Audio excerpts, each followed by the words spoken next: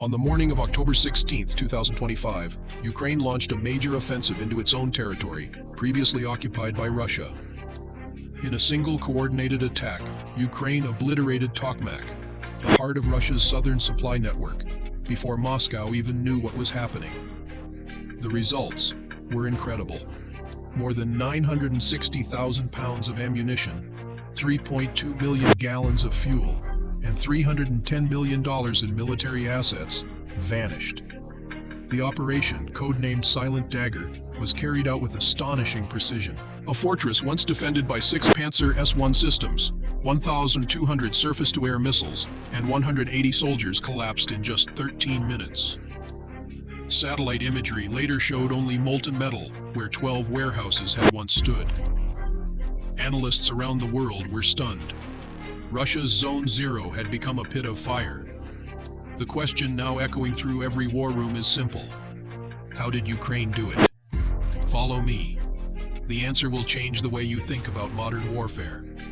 For 93 days, Ukraine had watched Tokmak's logistics fortress with surgical precision. From concealed positions near Huliaipol, teams from the Sapson-Segint Group and Lalaika 100 reconnaissance drones tracked every movement inside the Russian-occupied hub. Each drone's thermal lens could read license plates from 5 miles away and detect engine heat through concrete walls. Every night, they logged the exact minute each floodlight flickered, each convoy arrived, and each guard rotation changed. The intelligence was staggering. Tokmak was no ordinary supply post. It was the largest logistics node in all occupied Ukraine, pumping 480 tons of ammunition, 12 million liters of diesel, and 300 spare tank engines every single day to sustain 4 Russian brigades entrenched across the southern front. Inside the compound lay 7,200 tons of shells, 1.8 million gallons of aviation fuel, and a repair hall where technicians rebuilt Orlan 10 and Lancet drone systems on an industrial scale. On average, one train of 52 wagons arrived from Melitopol or Jankoy every morning, offloading cargo worth nearly $180 million in military inventory. The base's inner defenses were built like a fortress.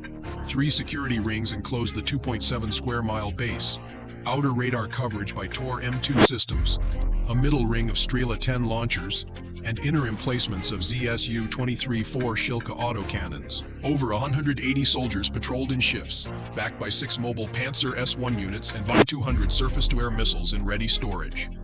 Russian manuals described Tokmak as Zone Zero, no forgiveness. Any unauthorized aircraft entering its airspace within 12 miles would be targeted and destroyed in under 7 seconds.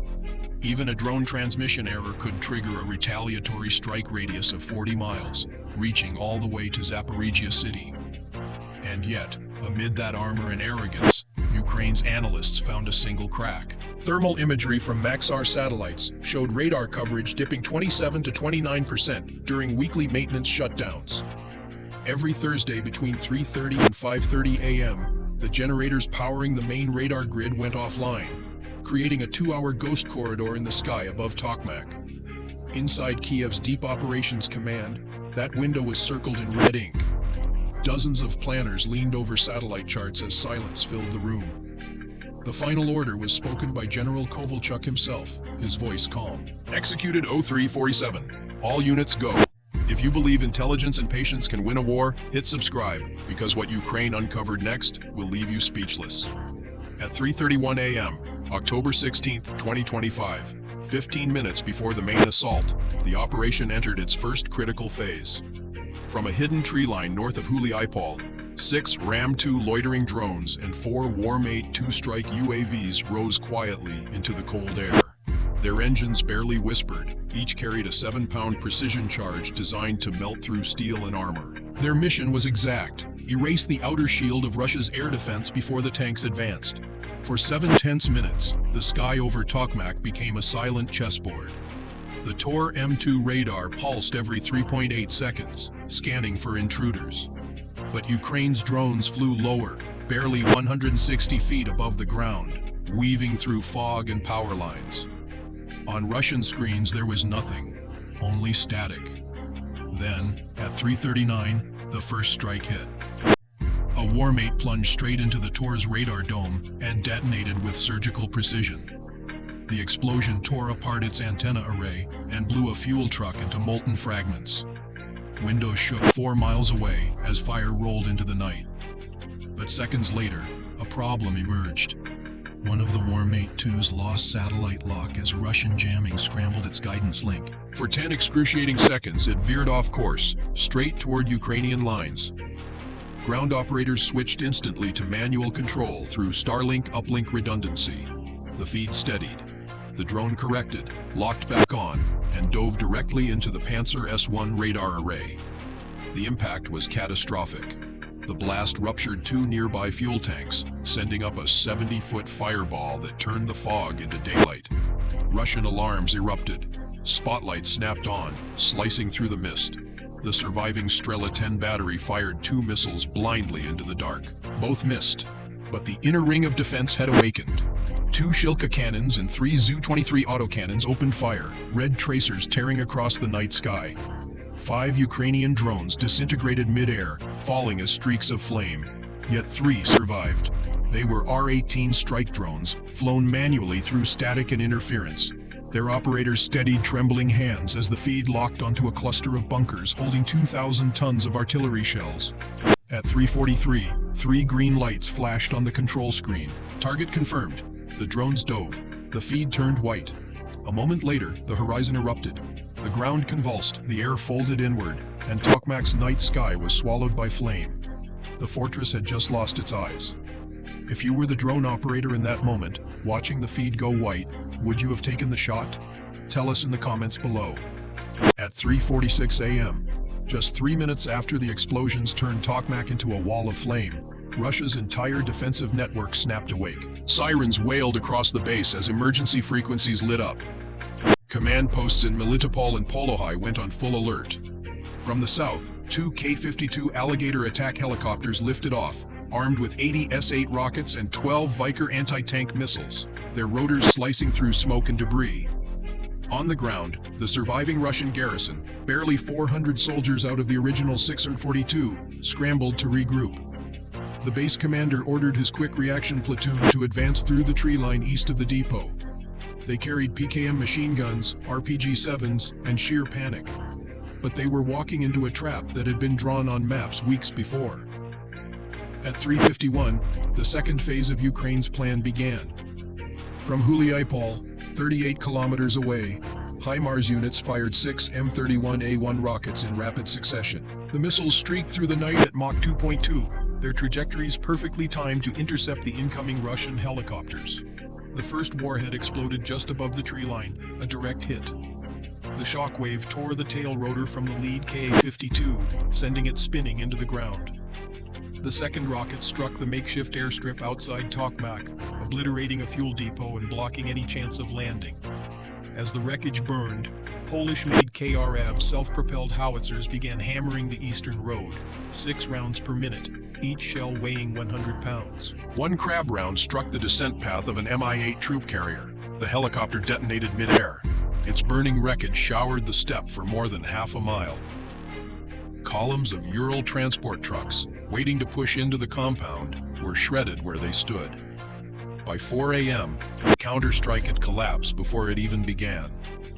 The air defenses were gone, the reinforcements destroyed, and the entire Tokmak garrison was trapped inside a burning maze of craters and smoke. On Ukrainian radio, one calm voice cut through the static. Target neutralized. Phase 3. Advance the armor. At 4:03 a.m., October 16, 2025, the third and deadliest phase began. From the northwestern ridge, 50 T-72 AMT tanks and 40 BTR, 4 E-armored carriers, rolled forward in blackout formation, their engines growling like distant thunder. Behind them, 6 Wisnia mine-clearing vehicles led the way, detonating hidden traps with controlled blasts that rippled through the soil. The radio call came through short and cold. Advance. Grid 47.261, 35.714. Engage on site. Within minutes, the Ukrainian armored spearhead crossed the first defensive perimeter, firing in synchronized bursts. Every T-72 AMT shell carried a 9.2 kilogram explosive charge, enough to punch through reinforced concrete. The first volley hit the southern warehouse, igniting over 200 tons of stored ammunition. A column of flame shot 300 feet into the air, scattering burning debris across the rail yard. On the Russian side, chaos turned to panic. The remaining 380 soldiers tried to form a defensive line near the shattered fuel depots, but the ground was already collapsing beneath them. The air smelled of diesel, burning insulation, and cordite. Machine gun fire rattled through the smoke, brief frantic bursts that were quickly silenced by tank cannon fire. At 4:07, a Russian BMP-2 platoon attempted a counterattack from the eastern gate. They didn't make it 100 yards. A single Javelin missile launched from a concealed position struck the lead vehicle and set off a chain reaction.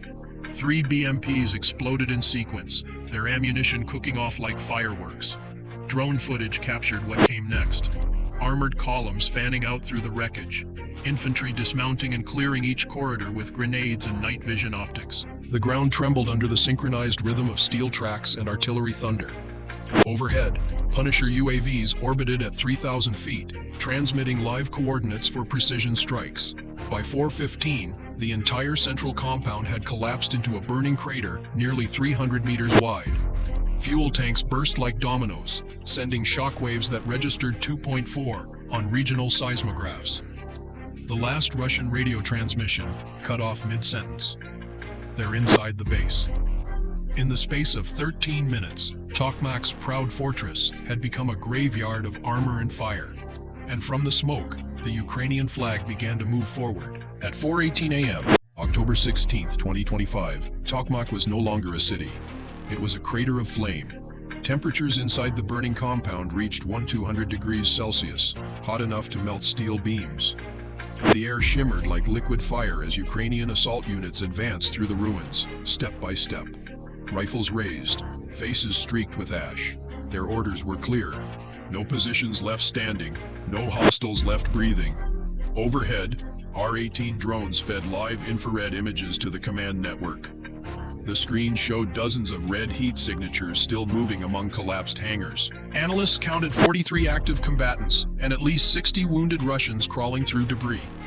Every position was marked, triangulated, and erased within seconds.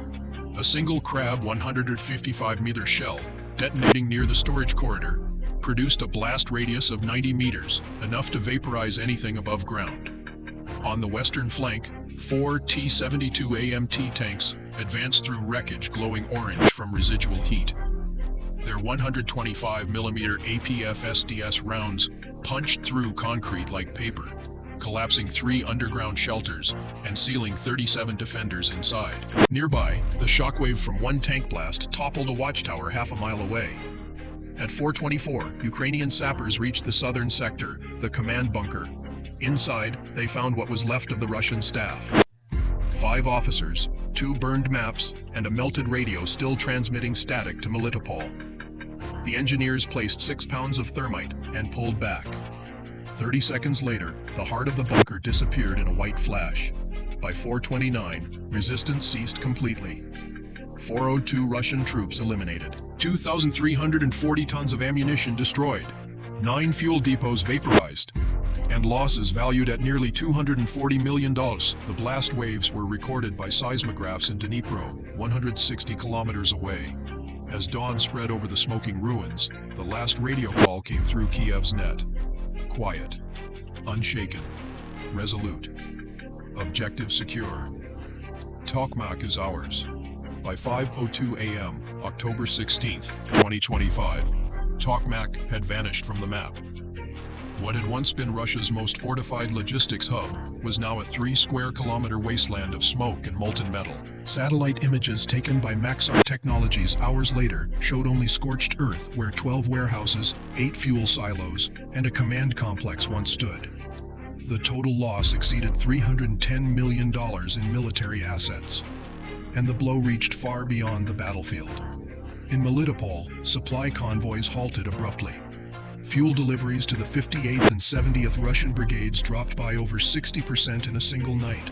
By sunrise, Ukrainian artillery units on the Zaporozhye front reported something unheard of since the war began: no return fire. The destruction of Tokmak severed the main artery of Russia's southern command. More than 7,000 troops across the sector were left undersupplied, cut off from food, fuel, and ammunition. In Kiev, the operation was hailed as a strategic decapitation. Western analysts called it the most precise ground-air coordination strike of the war. Within 48 hours, several NATO partners authorized new aid packages, $1.4 billion in precision munitions and armored recovery vehicles. Proof that Ukraine's success could move not only front lines, but governments. But even victory carried its silence. Among the wreckage, 11 Ukrainian soldiers lay still. The price of breaking a fortress thought untouchable. For every explosion that lit the night, there was a family waiting for dawn. Still, Tokmak's fall delivered a truth the world could no longer ignore. In modern warfare, power is not measured by the size of an army, but by the intelligence, patience, and precision of those who refuse to surrender their own land. And as the smoke cleared, one question remained for those watching from afar. If you were the commander, would you stop here, or strike again before dawn? If you believe Ukraine's courage deserves to be seen by the world, hit subscribe, and stay with us as we uncover the next untold story of this war.